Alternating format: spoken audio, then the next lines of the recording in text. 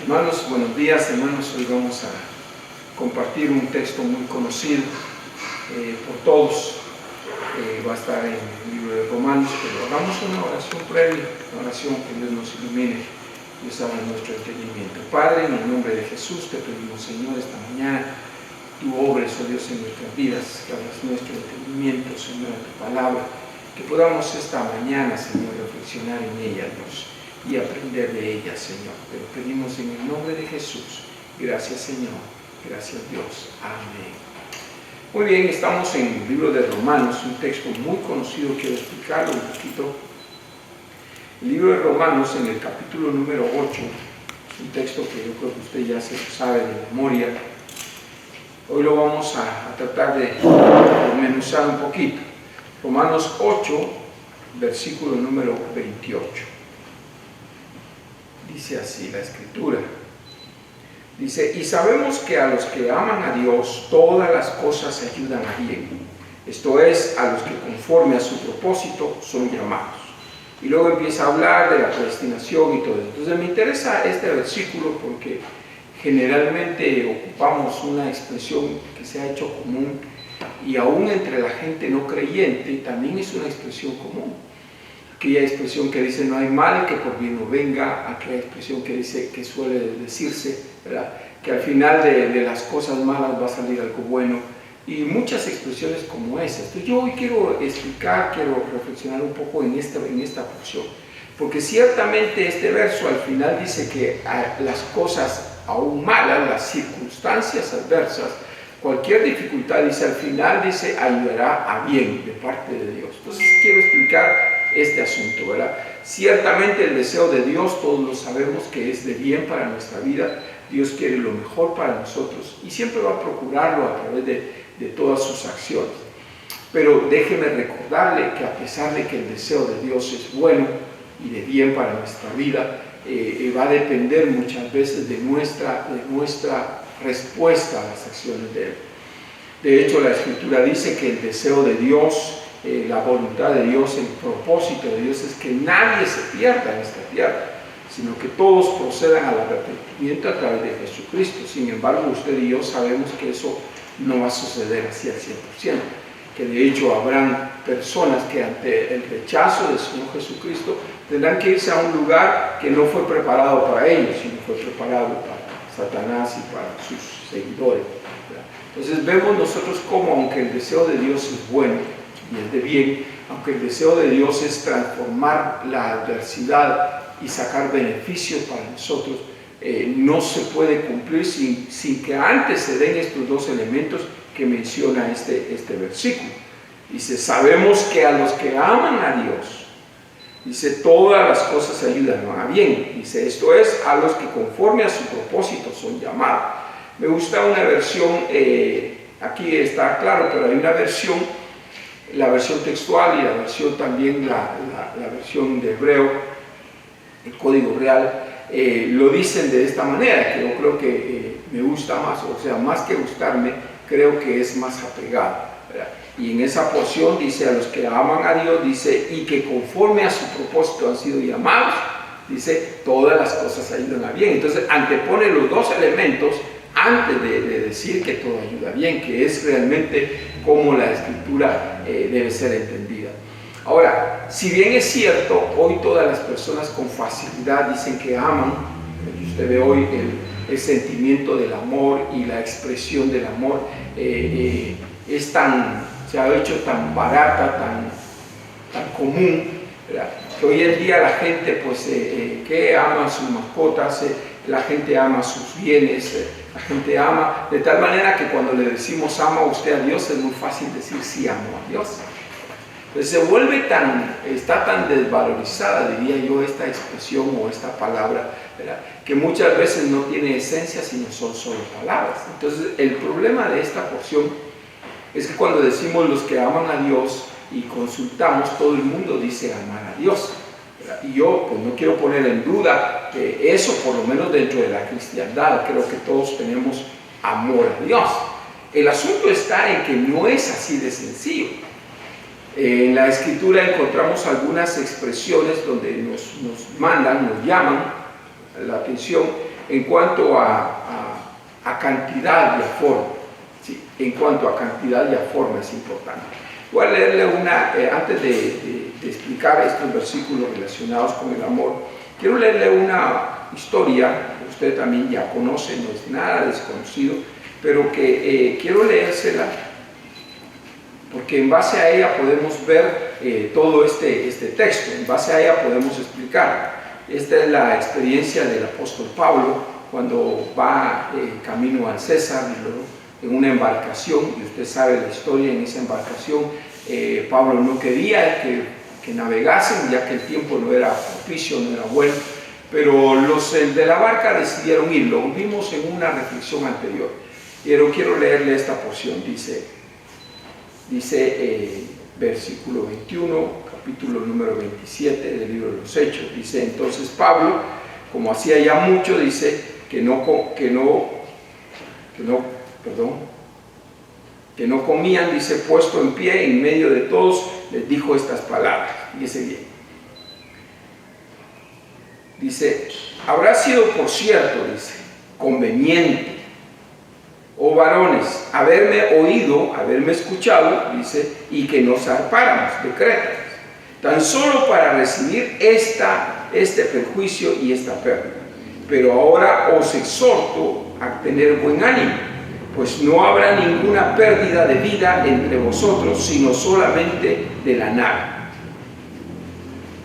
Porque esta noche, dice, ha estado conmigo el ángel de Dios, de quien yo sirvo y de quien soy, diciendo: Pablo, no temas, es necesario que comparezcas ante el César. He aquí, Dios te ha concedido todos los que navegan contigo.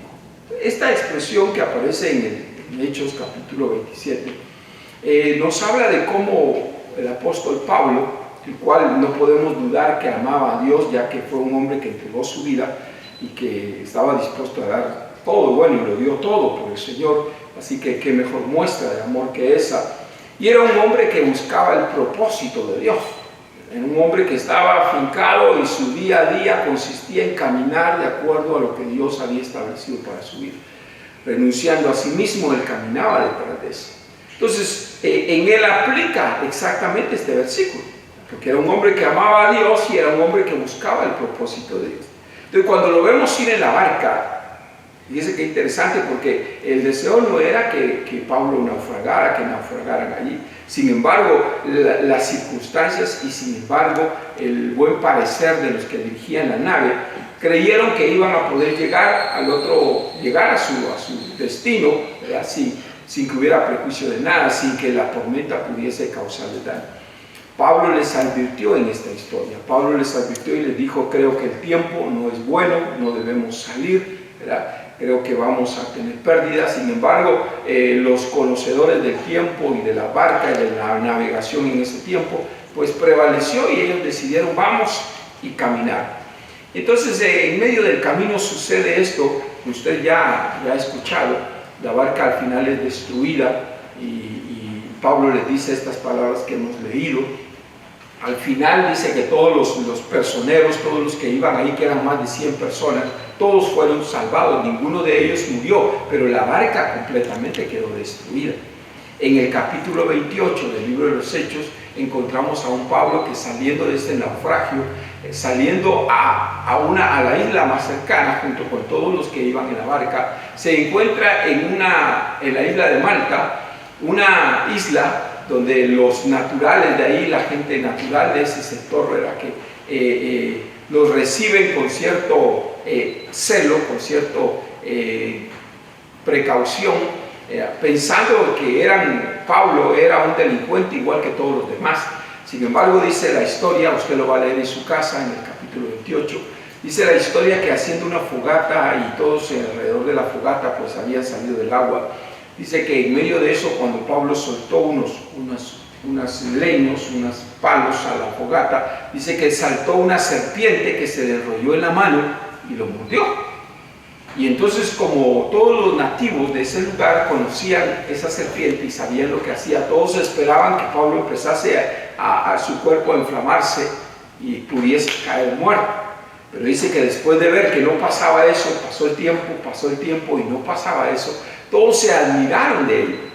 Al final de cuentas, esta experiencia del naufragio, esta experiencia de la serpiente mordiendo a Pablo, Dios la ocupó para bien, para la tarea de Pablo. Para empezar, dice que Dios lo rescató y Dios no solamente a él, sino salvó a los demás, aunque la barca se perdió y todo lo que en ella había.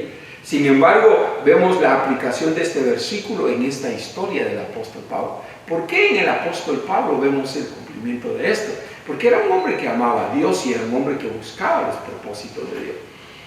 Luego de esta experiencia de la serpiente, dice que todos trataron con gran esmero a Pablo. Es más, dice que cuando salieron de la isla, dice que les proporcionaron todo lo que necesitaban.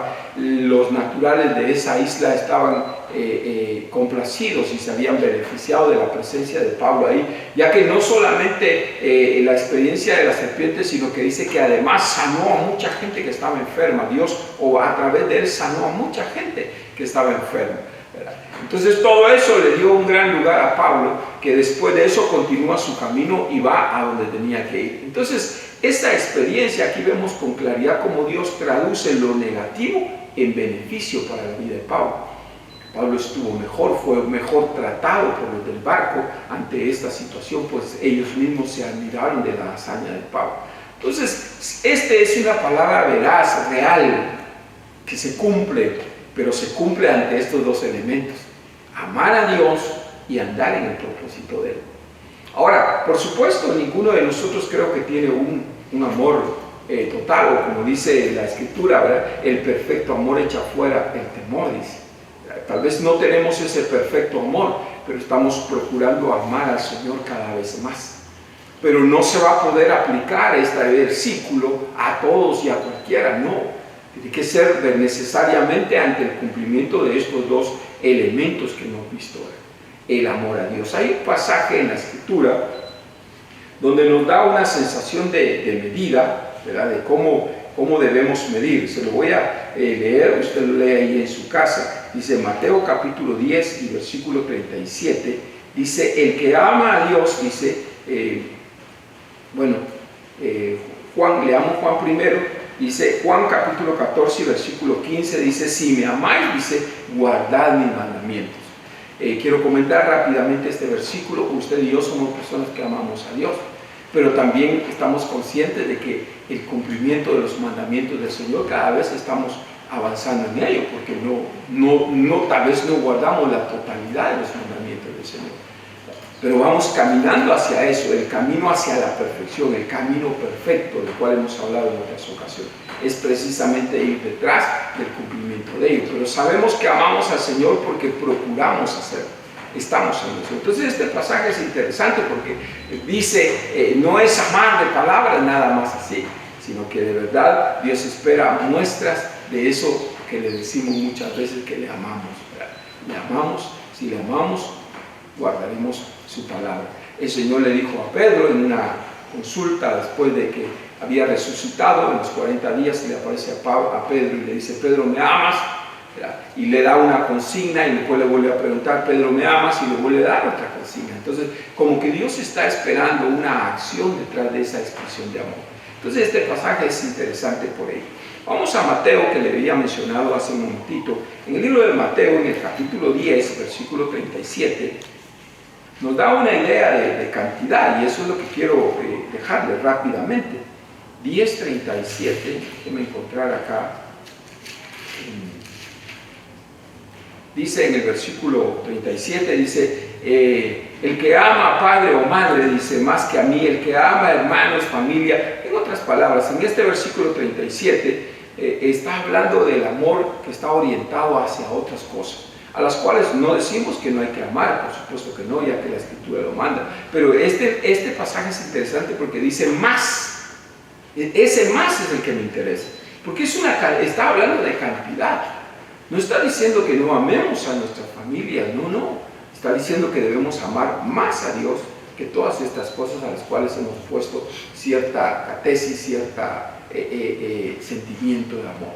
Entonces es importante que el Señor, que pensemos cuando hablamos de amar al Señor, pensemos en cantidad y que procuremos que nuestra cantidad cada vez sea mayor, cada vez debe de ir creciendo.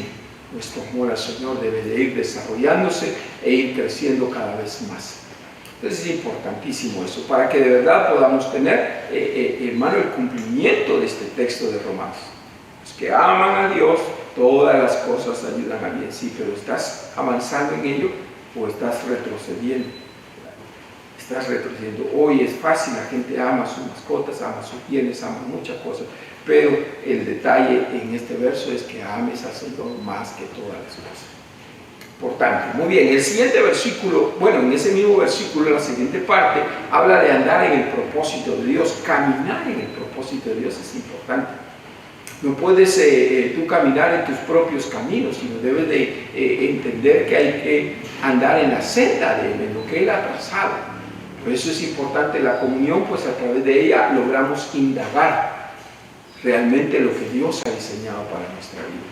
Hay muchos principios en la Escritura que te muestran la forma de caminar o cómo espera Dios que camines. Entonces, este segundo detalle es importantísimo. Amar al Señor, cuida la medida. ¿Cuánto amas al Señor? Tendría que preguntarte esta mañana yo. Y segundo, ¿estás procurando los propósitos de Dios en tu vida o estás desarrollando tus propios propósitos y tus propias metas en la vida? No digo que no tengas metas, debes de tener proyecciones académicas, proyecciones laborales, proyecciones sentimentales, debes de tener todo eso. Pero siempre debes de procurar que todo eso esté enmarcado en el propósito divino. Entonces, este segundo elemento es importantísimo, es clave, no puedes hacerlo a un lado, el propósito de Dios en tu vida. El que está alejado del propósito de Dios, el que no le interesa saber el propósito de Dios para su vida, difícilmente este verso podrá cumplirse en él, muy difícilmente, que estos dos elementos son claves, ¿verdad? Amar al Señor y andar. El tercer elemento que vemos acá, pues es el que te decía al principio, ¿verdad? Dios va a hacer que todos los eventos en tu vida adversos, toda la adversidad, las circunstancias difíciles puedan transformarse y sacar un beneficio para tu vida. Dios va a hacer que de esta situación que estamos viviendo hoy, de esta pandemia, de esta no grata, de todo este momento no grato, Dios va a sacar algo bueno para tu vida. Sabemos nosotros que este verso se va a cumplir en nosotros y que ante esta crisis de salud y quizá crisis económica de algunos, ¿verdad?, el Señor sacará algo bueno, algo de beneficio para tu vida, porque somos gente que ama al Señor y que procura que procura andar en el propósito de Él. Quiero que estés confiado y seguro, pero que revises estos dos elementos que hemos mencionado, porque el cumplimiento en la parte 3 de este versículo depende de la 1 y de la 2. Dios te bendiga esta mañana, ¿verdad? Y yo espero que reflexiones en esto que hemos compartido. ¿Verdad? Voy a orar por tu vida, Padre, y en el nombre de Jesús te ruego esta mañana, Señor, que ilumines la mente, el corazón de tu pueblo, Señor. Que cada uno pueda reflexionar en estas dos cosas, Dios amado, que nuestro amor hacia ti vaya creciendo día con día, evento tras evento, que cada vez podamos ver más de ti en nosotros y conocerte más, y de esa manera, Señor, amarte más cada vez, Padre. Y que podamos, oh Dios amado, siempre buscar tus propósitos antes que los nuestros. Y así sabremos que este pasaje, Señor, de la Escritura será completamente nuestro. Gracias, Dios, en el nombre de Jesús. Amén.